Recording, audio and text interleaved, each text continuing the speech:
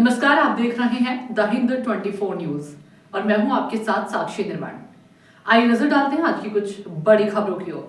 नकली पुलिस बनकर honey trap के मामले में दर्ज अपराध ने बड़ा मोड़ ले लिया है। किम पुलिस स्टेशन में दर्ज इस मामले में अब असली पुलिस अधिकारी ही एसीबी के जाल में फंस गए हैं। Ahmedabad anti corruption bureau (ACB) ने कार्रवाई करते हुए PIPH जाडेजा और एक वकील को रिश्वत लेते हुए रंगेहाथ गिरफ्तार किया है।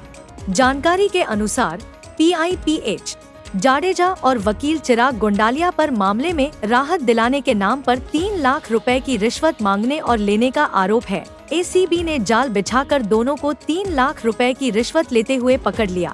इस कार्रवाई के बाद पूरे पुलिस विभाग में हड़कंप मच गया है। एसीबी ने दोनों आरोपियों को गिरफ्तार कर आगे की कानूनी कार्रवाई शुरू कर दी है।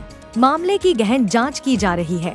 जी गत रोज અમદાવાદ શહેર એસીબી પોલીસ સ્ટેશનને ફરિયાદ મળેલી કે કિમ પોલીસ સ્ટેશનમાં એક હની ટ્રેપ અને ખોટી પોલીસની ઓળખ આપવા સંદર્ભનો ગુનો એક રજીસ્ટર થયેલો, જે અનુસંધાને ફરિયાદીના ભાઈ જેઓ પાસે કિમ પોલીસ સ્ટેશનના પોલીસ ઇન્સ્પેક્ટર પ્રવીણસિંહ જાડેજા તથા એક પ્રજાજન ચિરાગભાઈ ગાંડલિયા જે વ્યવસાય વકીલ છે તેઓ પાસે પ્રથમ 10 લાખ રૂપિયાની માગણી કરેલી અને રકઝકના અંતે 3 લાખ રૂપિયા નક્કી થયેલા, જે 3 લાખ રૂપિયાની લાંચ લેતા એ વકીલ તેમજ પીઆઈ જેઓની ધરપકડ કરેલી છે અને આગળની કાર્યવાહી હાથ ધરવામાં આવેલી છે।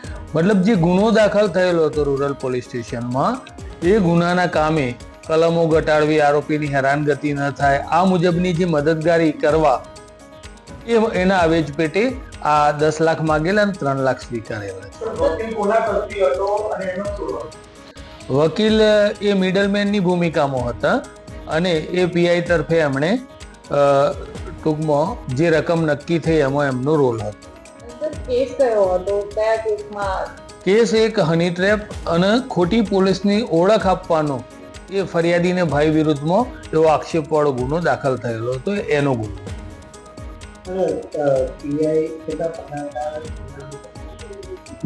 પીઆઈ 2013ની બેચના PSI તરીકેની ભરતીના છે।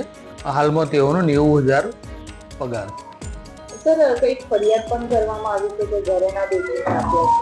હા, એવું અમારા તપાસમાં નથી આવ્યું હાલ સુધી, પણ જો એવું તપાસમાં આવશે તો એ મુદ્દો પણ અમે ધ્યાને લઈશું। देखते रहिए द हिंद 24 न्यूज।